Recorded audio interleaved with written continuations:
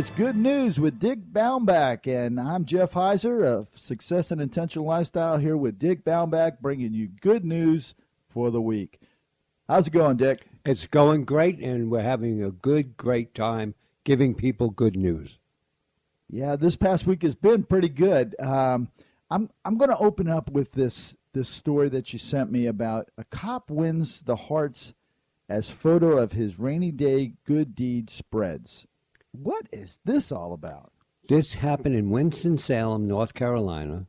A North Carolina police officer, he stopped on a rainy, cold day to pick up a mom who was pushing her toddler on a sidewalk.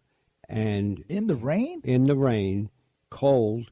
And what Charles Ziegler did is he pulled over, he got the stroller, put it in his trunk, took the mom and the child, put it in the front seat, and somebody took a snapshot of it, couldn't believe it, and it went viral.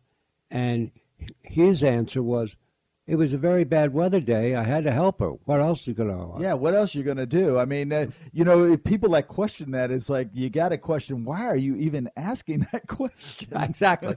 I mean, it's like the guy that, is, there's a video that goes around about, it's really, really cold. It's like snowing out, and it's a homeless guy walking in bare feet.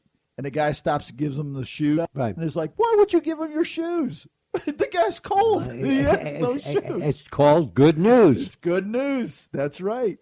It is good news. Did you see the good news this past week about the man in West Virginia that went and he commandeered somebody's boat and started saving people during the flood that they had? I heard about this. Holy smokes. I mean, this guy saved all kinds of people, and his mom is calling him a hero, and he's saying, I'm not a hero. I'm just a guy that saved people.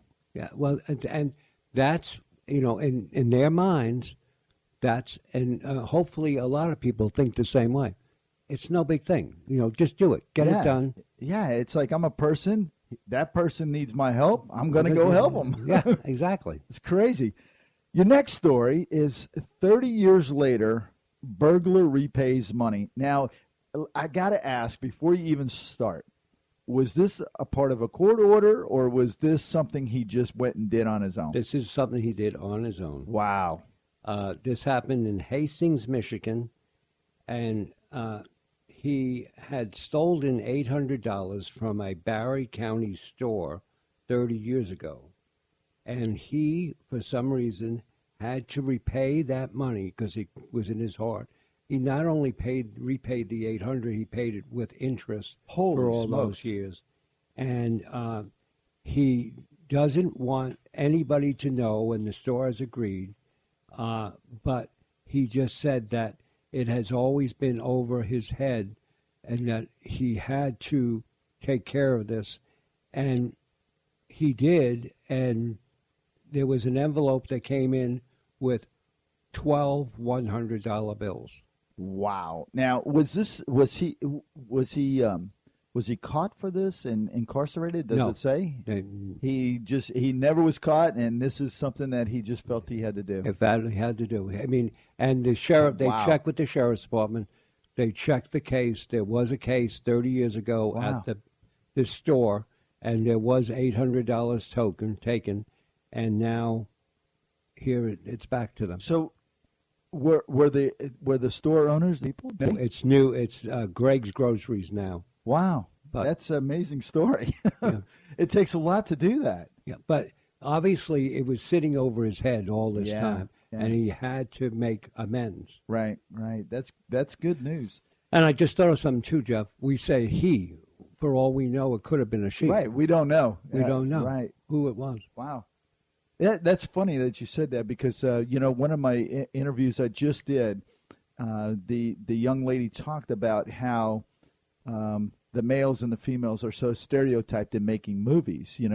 How a guy will go and see a movie directed by a guy, but he won't necessarily go and see a movie directed by a girl. Right. But the ladies will see them both. Right. It's like, oh, man, it's crazy.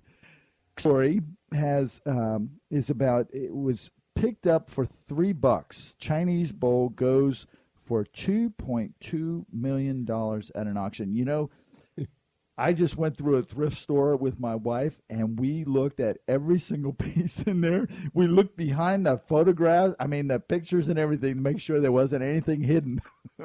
Well, this happened in New York City, and it's a bowl from China's Northern Song Dynasty, and it's at least 1,000 years old. What? 1,000 years old, and Right. it was picked up where? It was picked up at a auction. Well, it was picked up. The gentleman found it somebody was just selling it. Wow. And Over and, 1,000 years old. Yeah, and it was $3, and so he goes and buys it, and he decides just to take it to Sotheby's auction house just to see if it's worth a couple of more bucks. So I'm thinking, in my mind, your mind probably, oh boy, if it's worth 200, hey, 200, I made a pretty good profit. So they Sotheby's did the checking and verified everything. It was made between 960 and 1127. Holy AD. smokes! And at that time, over the years, it would have sold for like $200,000 back in the 40s and 50s, and it's now $2 million. Wow. So Sotheby's suggests that when you look at garage sales, you look very carefully. Oh yeah, definitely. You know what amazes me about this story is how a piece like that could go so long undetected. Yeah.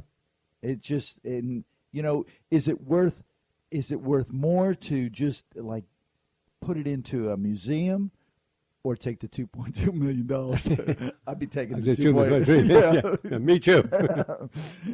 The next story is this is quite amazing, actually. Pizza delivered to plane waiting hours on tarmac. Now, this wasn't an airline that's out of New York, is it? Well, no. Actually, this was a airline that was flying from Boston to Atlanta, and they got diverted to Knoxville, Tennessee. Wow. And so what happened is they were sitting there and they couldn't get in because there was possible tornado warnings and bad weather. So they were sitting on the tarmac for 4.5 hours. Wow. And what happened is somebody picked up their cell phone and called the pizza place, and the pizza place said, okay, we'll bring 30 pizzas out to the... Man. And so... Was it Papa John's? No, it wasn't. We don't know which pizza place it was, but the pizza company did not charge anything. Really? Did not charge anything. Wow. It's good publicity. If he had a video camera running and shows him exactly. going out there to deliver. We deliver even on the tarmac. I know. That's cool. So what do you have for us next week? We're right down to the end of the show. Okay. Well, next week, the lead story is high school track coach reports error that leads to loss of state title. Wow. That sounds like a very interesting one. It reminds me of that commercial with the kid on TV playing the basketball game, and he claims that he knocked the ball out, and he goes and tells the ref in the game that he knocked it out. It's the right thing to do. Yep.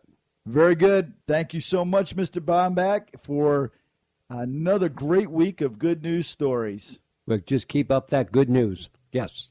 Take care. Have a great week, and we'll see you again next week with Good News with Dick Baumbach.